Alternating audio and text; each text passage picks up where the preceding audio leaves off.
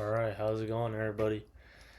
I know it's been quite a long time. I try to get videos out every week or so, but we were having a lot of stuff to get done last week, so we are now getting started transitioning from the Vasicek model to the whole white model.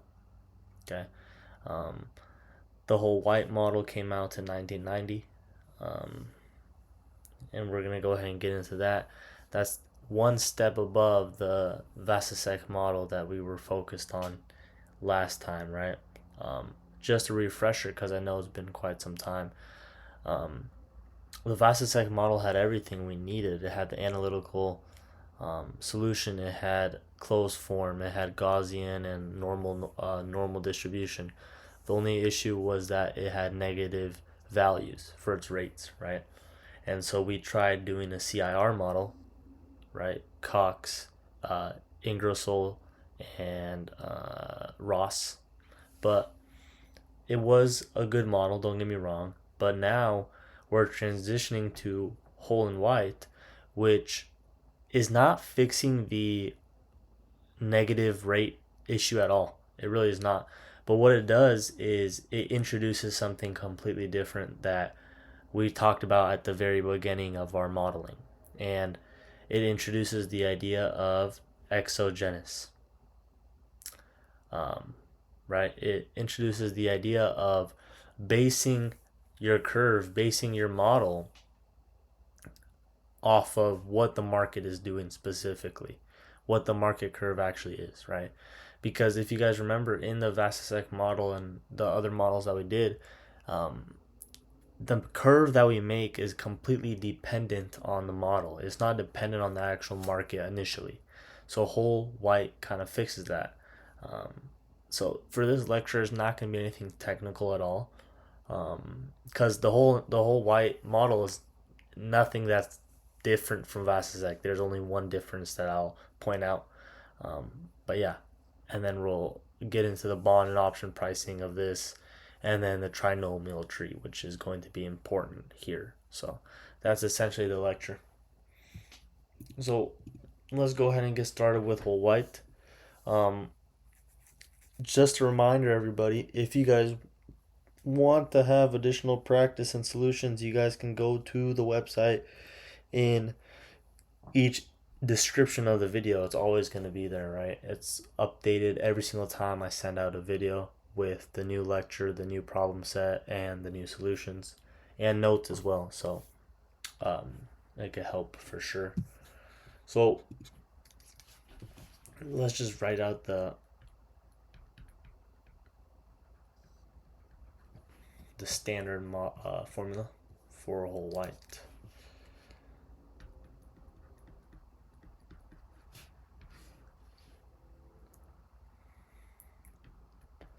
And you guys will see it's very, very close to Vasicek.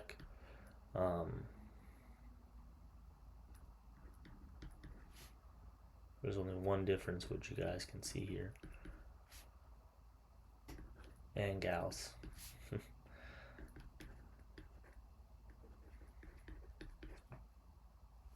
This is a standard formula. So this is the difference here with the whole white model. It is a time series of individual values for our long-term mean that we're trying to chase, right? If you guys remember,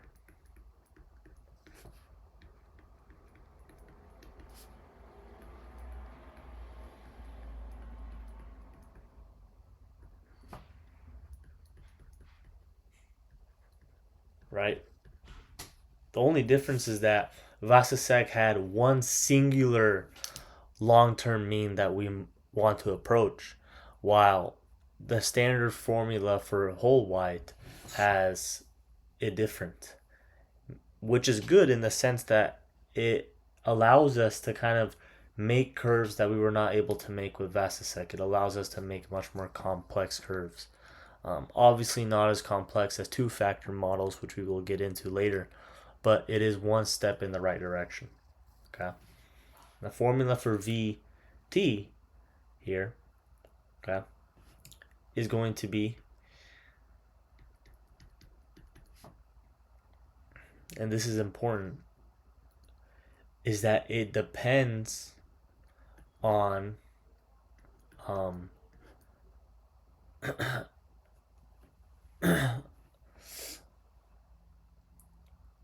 the market instantaneous forward rate, right? Forward rates define the entire term structure curve for many, many different bonds, right?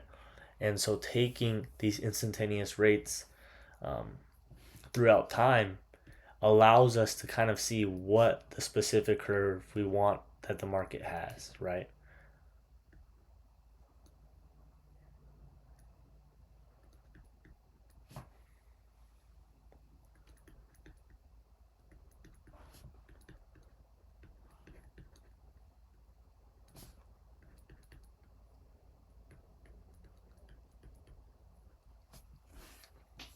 Okay.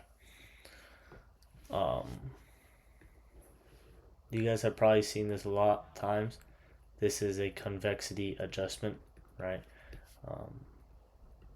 One of our first videos had this specific, we talked about the specific idea in one of our last videos, but it's essentially the idea of how our forward rates have that convexity, and how we're adjusting for it to make things linear for us, okay? So then, based off the instantaneous change in rate, our rate at one specific time could be seen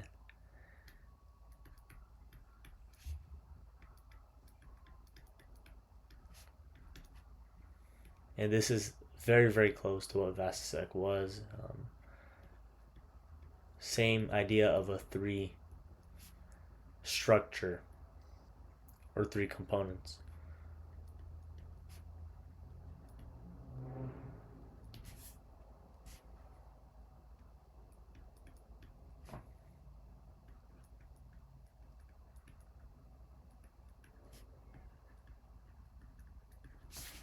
Right.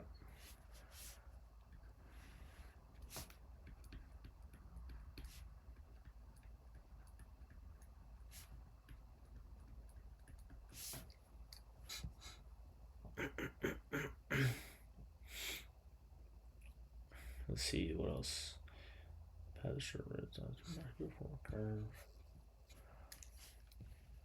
Keep in mind that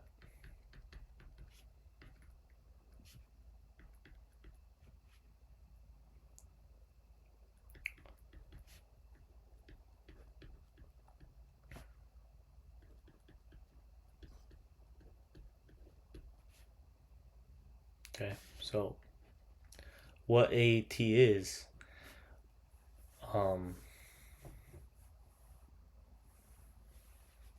essentially the idea here is that the path of your short rates are tied to the market forward curve like we saw above here, right? And it's the same idea with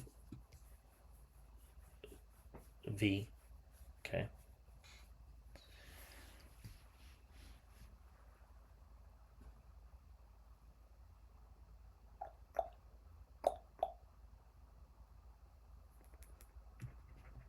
Let me show this.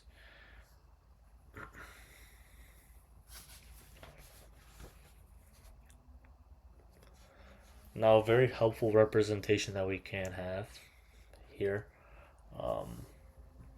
is that truthfully there's two distinct components here, okay? There is the component of the model, specifically of the model in terms of creating the curve, and then there's the other component with matching our curve to the model, right?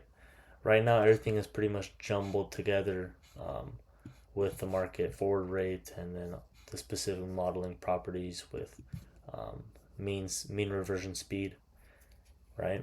So when you want to kind of price bonds and options, which we will be doing very, very shortly, you want to make sure that things are analytically simple like Vasicek was, okay?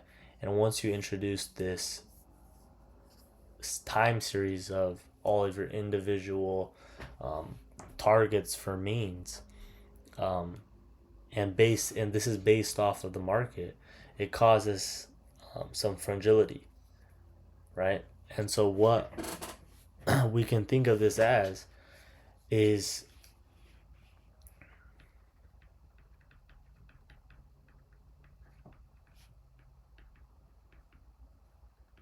I can't spell simple.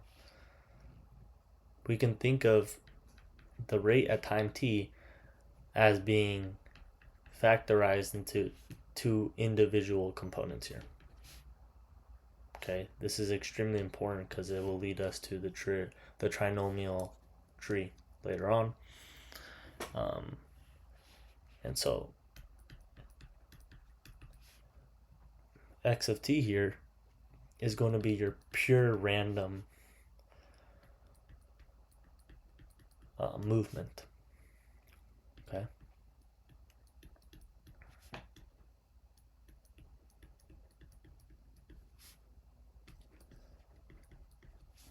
It's pure random. The mean here is 0. And so you can think of it as, if we wanted to represent, how would I draw this?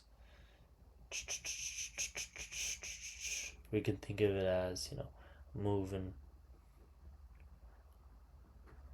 right? We can think of it like that, but it's always going to be towards 0. The baseline is always going to be 0, and any movement is caused by changing their Brownian noise. Okay, so we are essentially factorizing out the random part of things here. Okay, and then on the other hand, we have a of t here, where a of t here is just going to be your deterministic part. So the idea here is that after we find the random movement in our specific whole white model, then we can kind of match that movement to what the market has, and that match is a of t.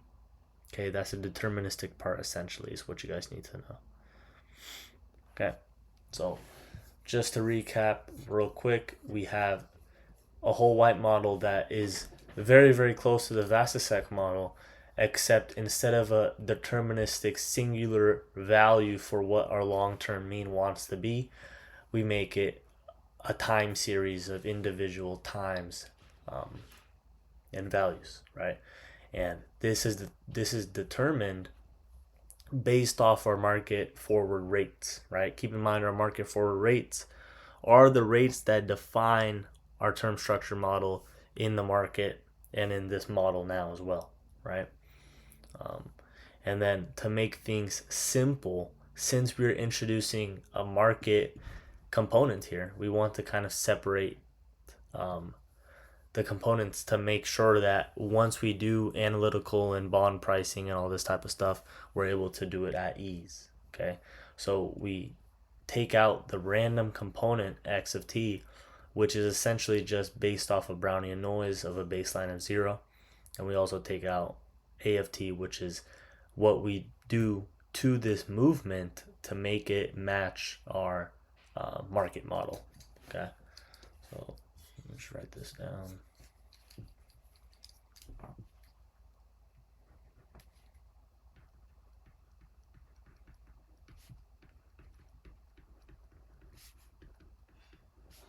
Pure movement from Brownian noise. Okay. So then from here, we're going to move on to the bond and option pricing. All this stuff here you guys will probably think this is a review. It's not anything different, right?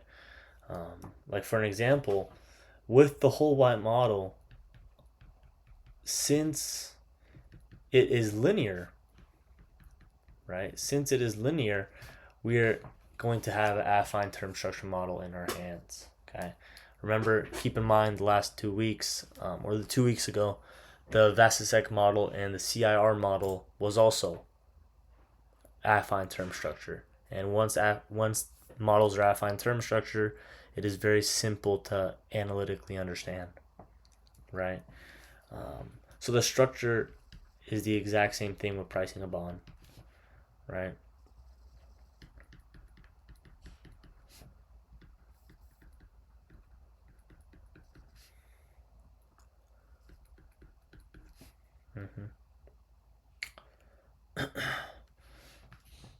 I'm just gonna write things down.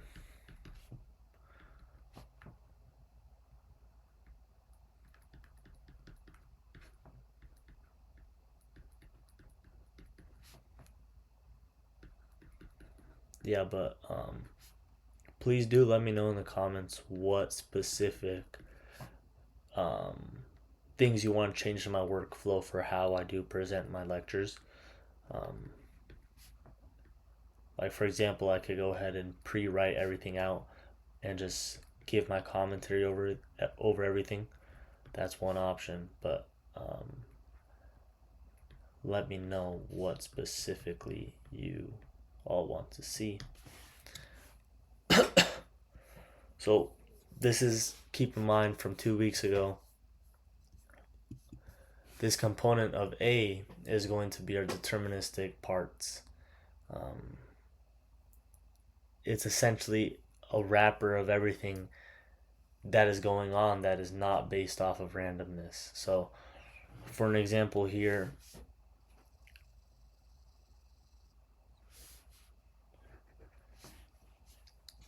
you can think of this as the volatility adjustment that we have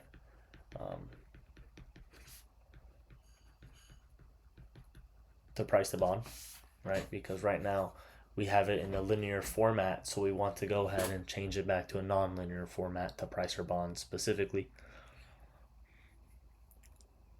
And then the other important part here, and this is a new part, right? This was not seen in Vasicek or the CIR model. And so what this is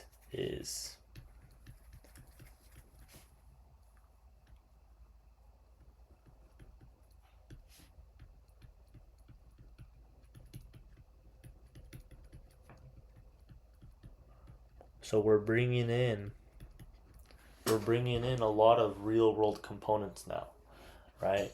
We brought in the real world component based off the market instantaneous forward rate, and now we're bringing in the actual yield component, the actual bond prices that the market has, for our own modeling purposes as well. So that's important. The book, on page 75, it goes into like the T forward measure, QT, but we already know about that, right? It's the M drift term, right? When you go ahead and change your numerator, because you're changing your numerator, you're changing your rate, your form of measure, and because that, your drift component changes based off of Gerson's theorem, right? So I won't really dive deep into that. And then just to write out the model, or just to write out the formula for a call option, it is going to be very, very close to what we've already seen, but I will write it out.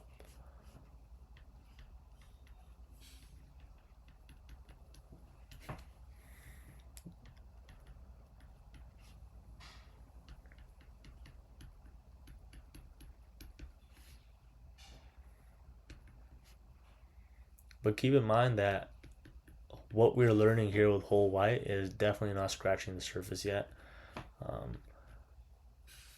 Mostly because this is still a one factor type of model. It's still dependent on one specific stochastic variable.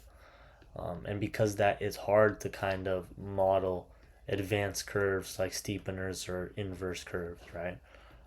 So in a practitioner desk, you may use whole white for matching the real world curves to get your specific parameters and calibrations, but you won't really use this as the main model that the practitioner desk has. At least not the one factor model, right? But yeah, this is the formula for call option. just to kind of translate, essentially, let me see. So here, this is and we're gonna go deeper into this into chapter 6, like I said, but this is the probability the option finishes in the money. So that's important because, by finishing in the money, you could get profit potentially.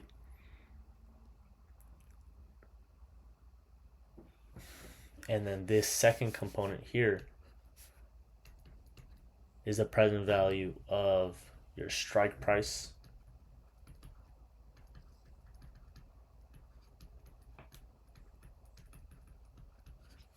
to actually exercise your option.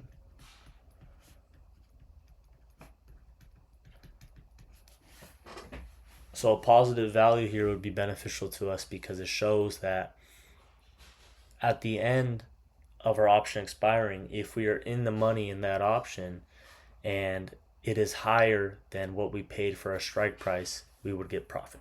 Okay.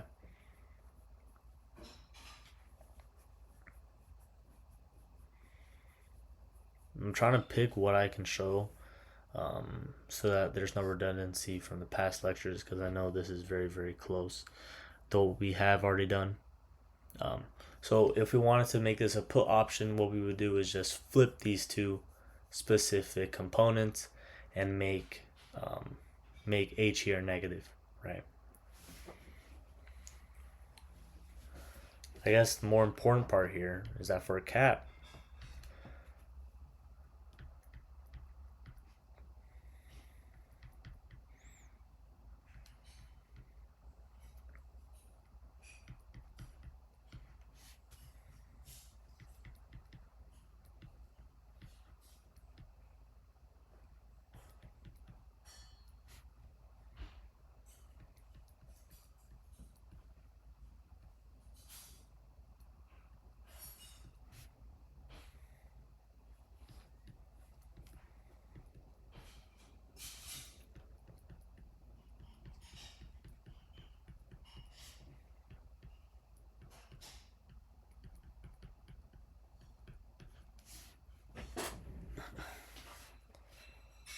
it's kind of unclear, but it's supposed to be a comma.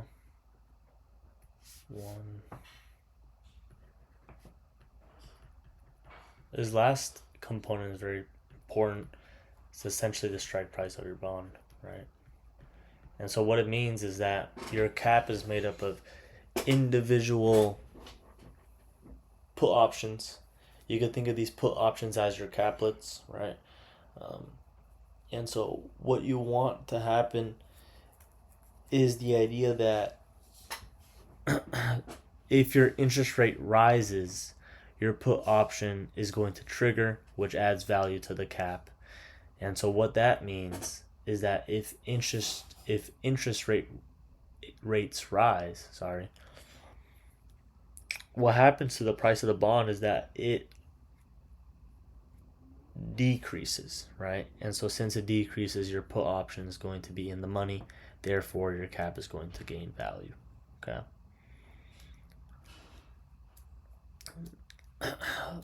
For your floor, it's obviously the flip position of that.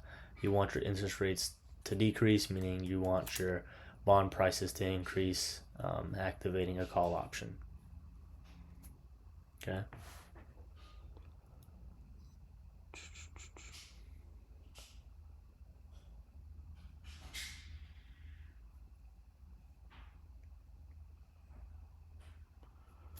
Let me see what else to include.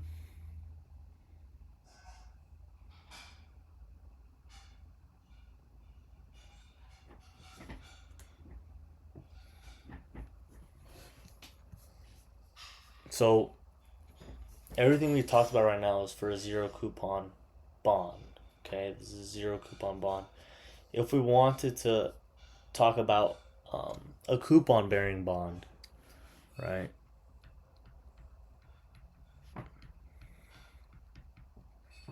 It'll be a different story, right? Because keep in mind your caps and your floors are going to be providing a single cash flow at the very end.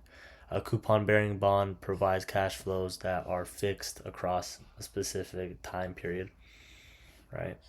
So coupon bearing bond.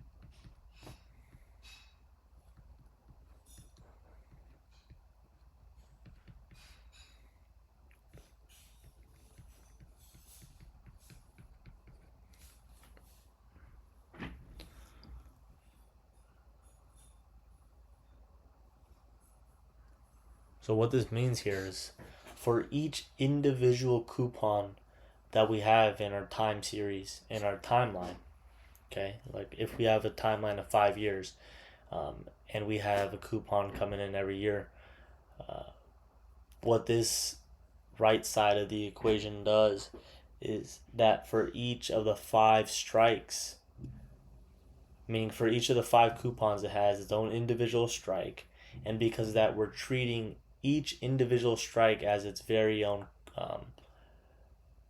zero coupon bond or its own option, right? It's the same idea as here, except each individual component is essentially what the cap is here, okay?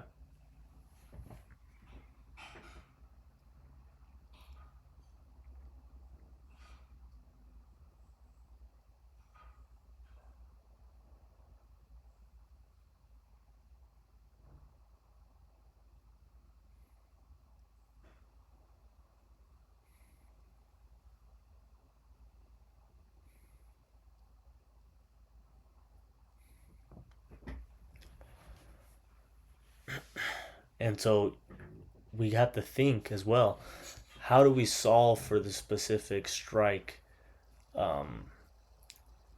values for each individual coupon, okay? And the way you do that,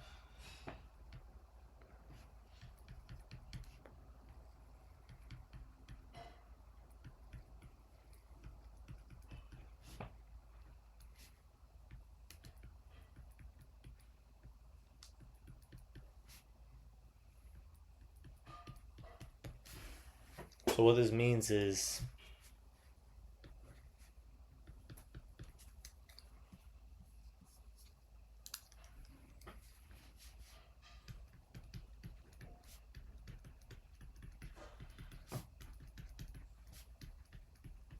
so it finds a specific interest rate environment such that the sum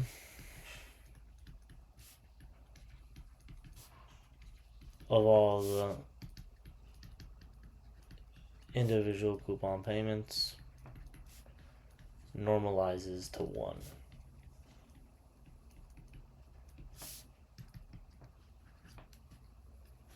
Okay.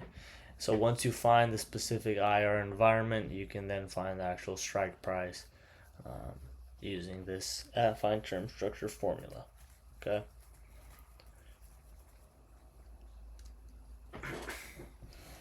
So just to recap, the whole white model has affine term structure because it is a linear model, because that's analytically simple, or not simple, but we're able to analytically understand the model.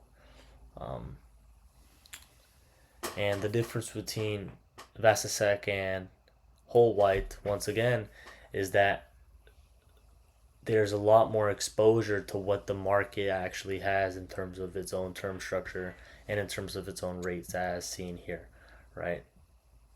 And then going into the call option standard still, caps are essentially just going to be a culmination of a bunch of put options.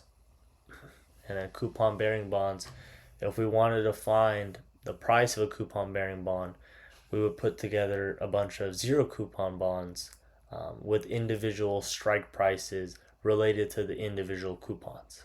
And to find the individual coupons or the individual strike prices, we would have to find a specific interest rate environment such that we're able to equal 1 when we take the sum of all of our individual coupons.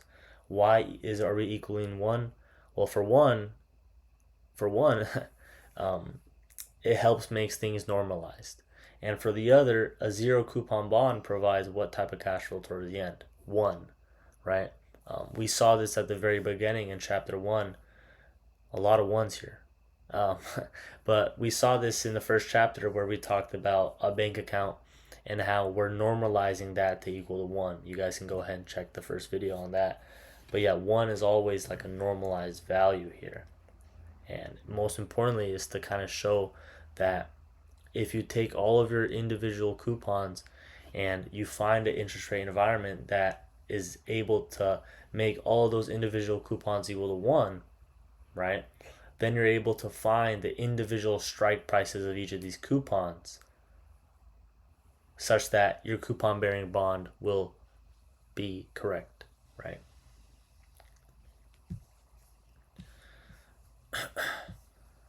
And so the last part here is your trinomial tree.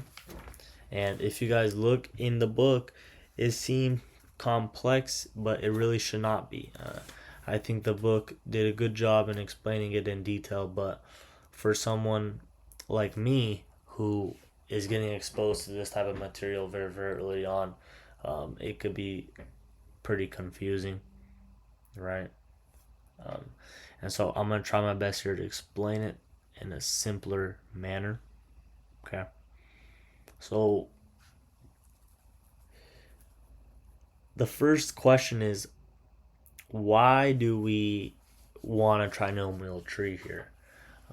And the reason is because, like I said, the whole white model has two distinct components, because it has x of t and a of t, right? Why does it have two individual components when Vasicek only had one?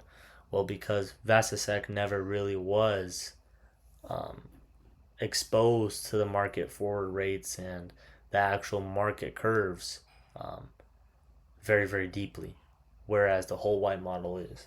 And so we need to kind of make a pathway such that we're able to approximate and understand what the evolution of R would be, right? So let me see.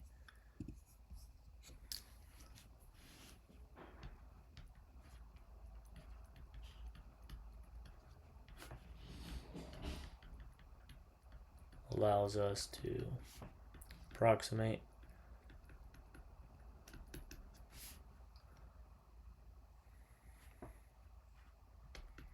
the evolution of R. Okay, so it allows us to actually solve for RT in a more intrinsic, in a more approximated manner. Okay, so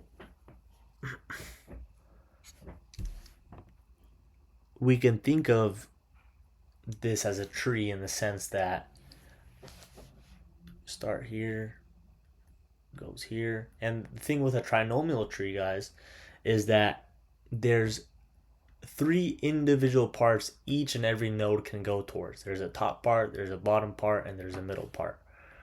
So it just keeps on branching outwards, right?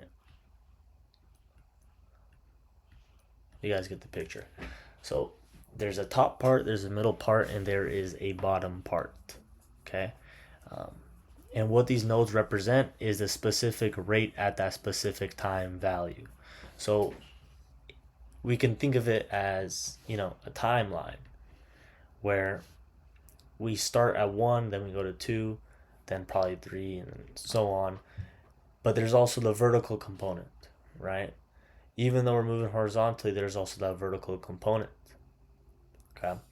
And the very interesting part here is that the probability of landing in any one of these nodes in a vertical manner is going to be equal to 1, which I'll probably show later on. But yeah, that's interesting, right? Why does it feel like that? Well, you can think of it as this, right? If we were to kind of if we were to approximate a realistic tree for rate evolution, if this node, for example, would be 8%, this would get a lower probability than, let's say, 2% here. And over time, across all these different vertical nodes, we would end up at 100% probability in total across all the nodes. Okay. So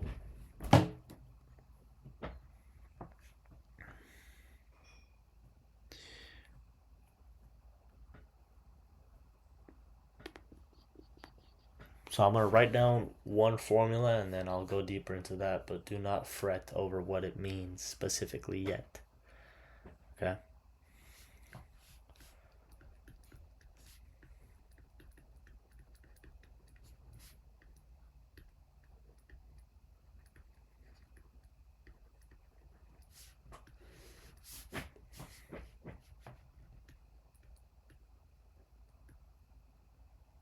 X T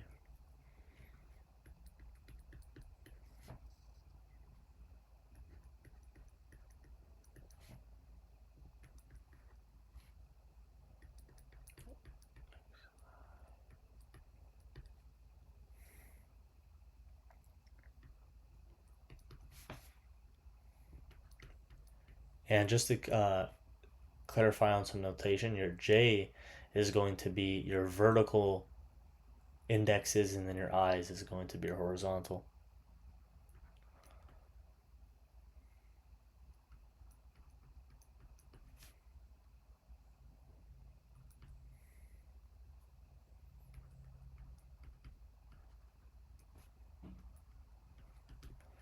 So what exactly does this mean? And so when I first looked at this, it was extremely confusing as well, mostly because I wasn't exposed to this material. But what it means essentially is you can think if we kept on branching outwards, like if we kept on going, right? We would essentially end up in one location, okay? And so what this formula does is that it solves for that specific one location that we should end up at. This should be our true expected landing zone. Okay? This is our mean. This is what we expect our mean to be, our true expected landing zone. That's what a mean of any type of model is, right? And so in this sense, our true expected landing zone is going to be your zero baseline. We are expecting that over all of the paths that we can take in this tree, we are going to move towards the zero baseline. Why are we moving towards a zero baseline? Well, we are trying to model out x of t right now. Keep in mind there were two individual components. There was a of t and x of t. We're essentially approximating the entire random movement that we can take for r of t, right? That's x of t that we're solving for. And x of t had a mean of 0, so that's what we're solving for here. Okay?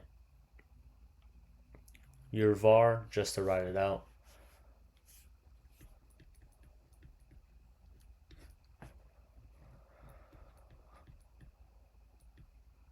x t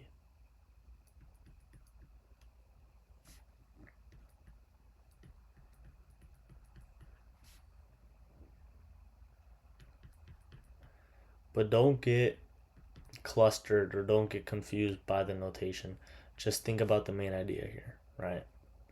We're essentially having a big tree of individual approximate paths, and the true expected zone that we're trying to land at is 0. And so every single one of these nodes over time, right, has its own probabilities of being there based off of our indexes and our horizontal, and we are trying to reach 0 here.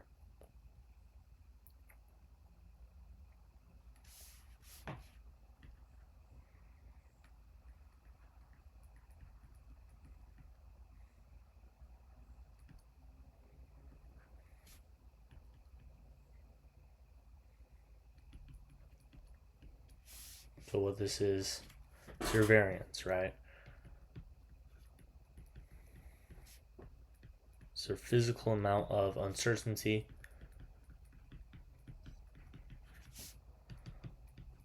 that accumulates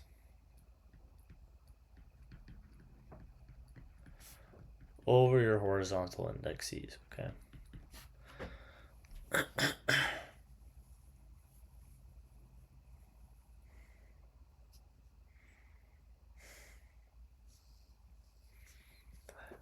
And so to make this actual tree, spaced out properly and mathematically correctly,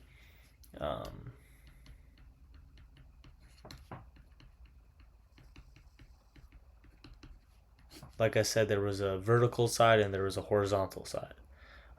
What I did not mention in the beginning is that going from these horizontal indices, they do not need to be perfectly spaced out. For example, let's say that in 2008, there was the financial crisis, right? What we can do is that we can zoom in 50 or so indices specifically in that 1 year. And that from 2010 to 2016, we can space it out further and further, more wider. So we can go ahead and tighten the horizontal indices into where there's more noise, more movement. And when there's more quietness, more calmness, we can go ahead and space things apart. Okay? We can't really do that for the vertical distance here. The vertical distance needs to be mathematically constrained.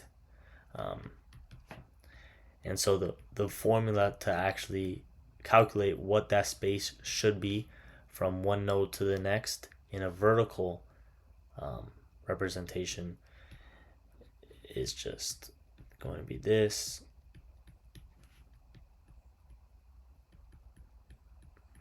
Holy, my handwriting.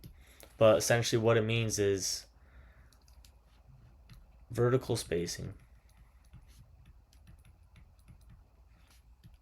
should be equal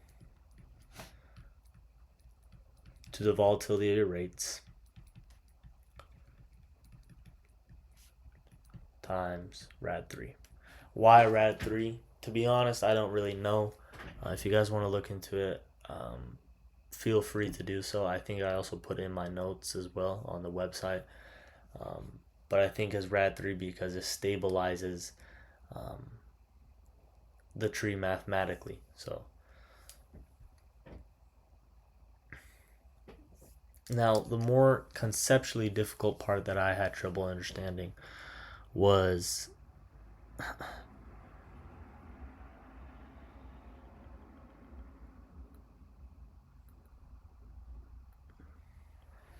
the idea that, let's say for an example,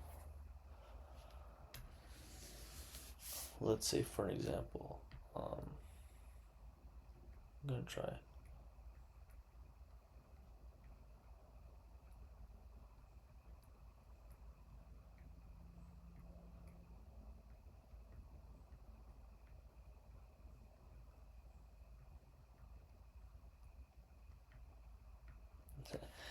But let's say for an example that we are at this specific node right here, okay? And the baseline that we want to move towards is right here, right? We want to move towards a specific baseline. But we can't just jump from here to here. That's impossible. The way that interest rates work is that we cannot move from one place to another this extremely, right? It just makes sense, okay? So we need to take small steps towards this specific movement, towards this specific value here. How do we calculate a specific value? Well, there's right here. This is the mean that we're solving for this tree.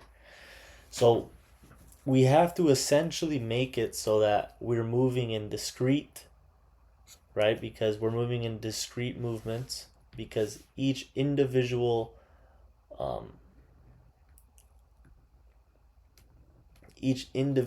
column is a horizontal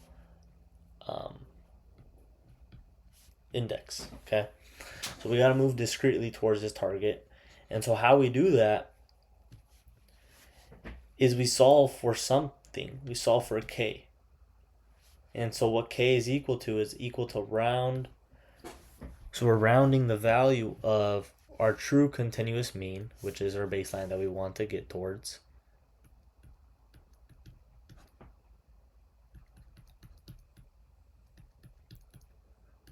divided by our specific grid spacing, divided by our vertical spacing. Okay? And so conceptually what that means here is that every single node has 3 connectors after it, up, down, and middle. Okay?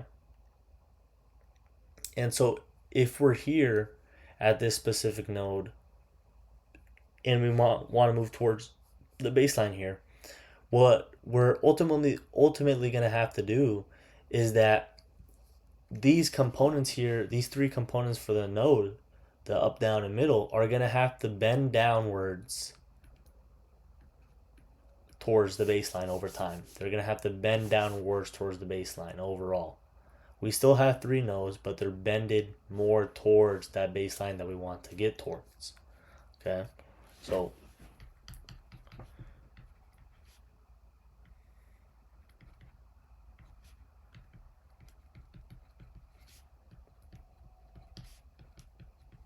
if you ultimately want to move down,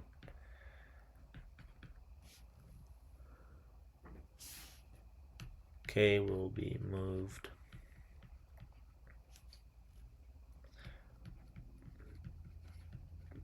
bending down, causing up, down, and middle to also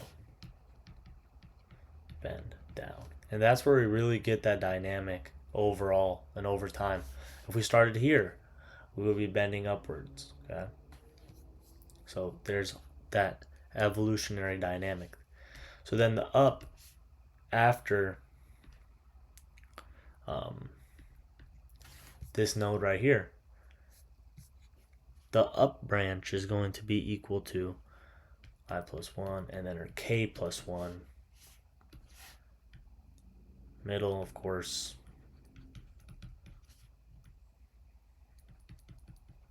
and then down, you guys get the picture, right?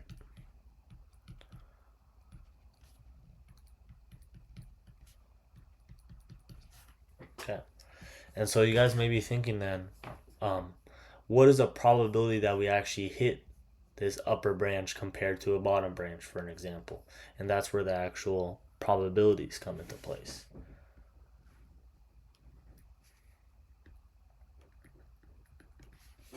So the probability of getting an upper branch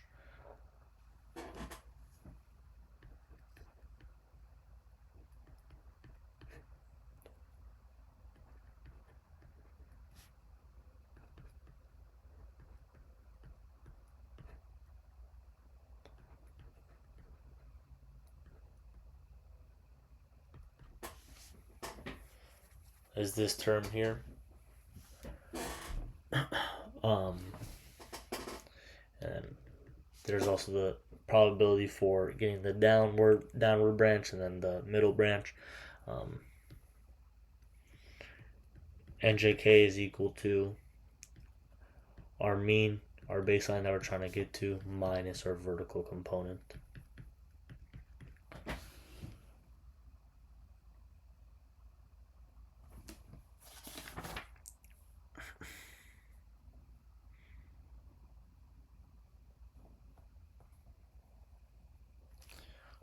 Right, so then this is essentially what the tree looks like here. We have the approximation of x of t, which we are trying to do, right? X of t, keep in mind, was our random component of r of t. It's based off of Brownian noise,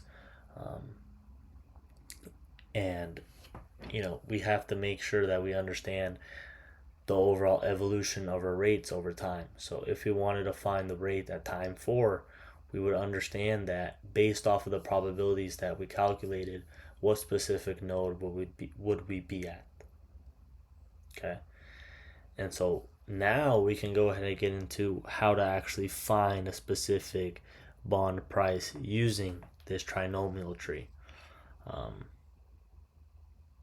And so to do that, just one more thing to introduce, we have the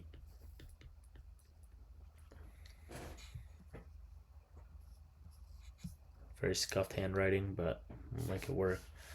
We have the arrow Debreu pricing, which is nothing to really get scared about. To make it simple, what this means is we have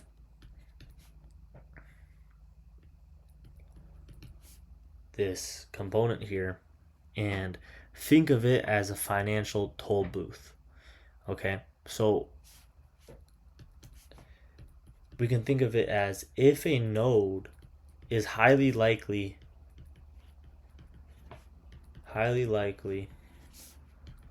to be hit, meaning if it's highly likely to be landed on based off our probabilities just calculated, the toll booth will be valuable. And the opposite goes for the case as if we if there was a low chance of getting to this probability here, or this node, the toll booth value for this specific node would be very, very low, right?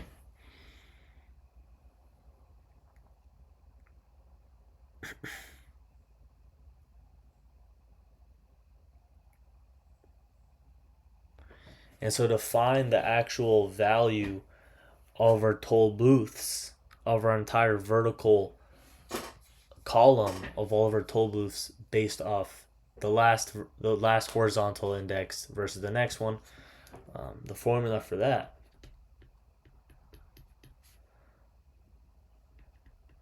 is going to be H Q I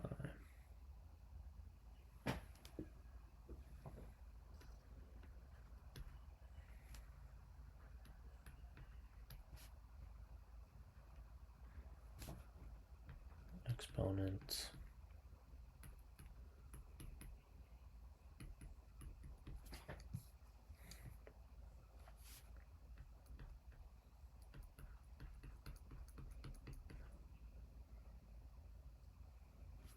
Okay, so just to recap on what this actually means, to find the value of all of our individual nodes, I say value, but yeah, it is essentially a value. It's kind of a toll booth, like I said. To find the value of our individual nodes in the next horizontal time, okay, this is the formula that we would use. And what this is a new component that we haven't seen.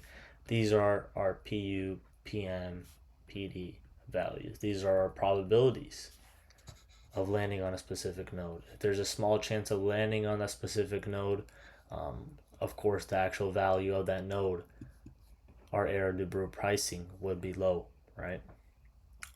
And so based off that,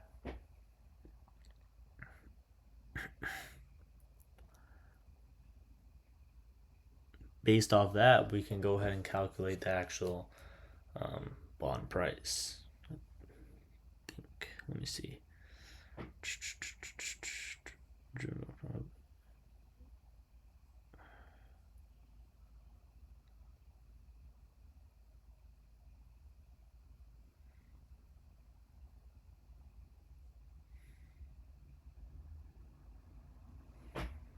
And so keep in mind also, I forgot to mention this, but keep in mind this is the deterministic part of our RT component here, okay? So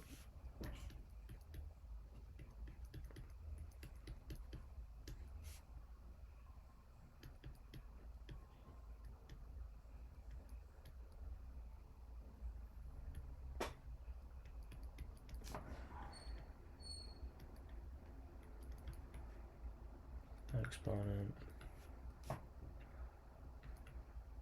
sublime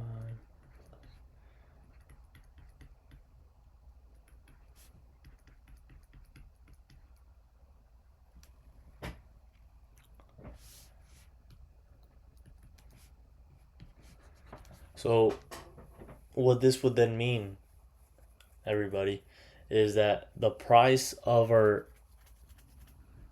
bond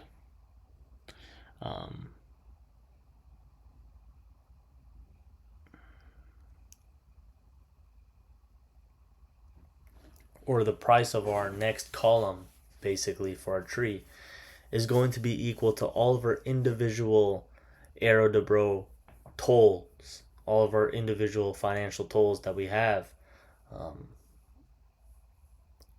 simply put.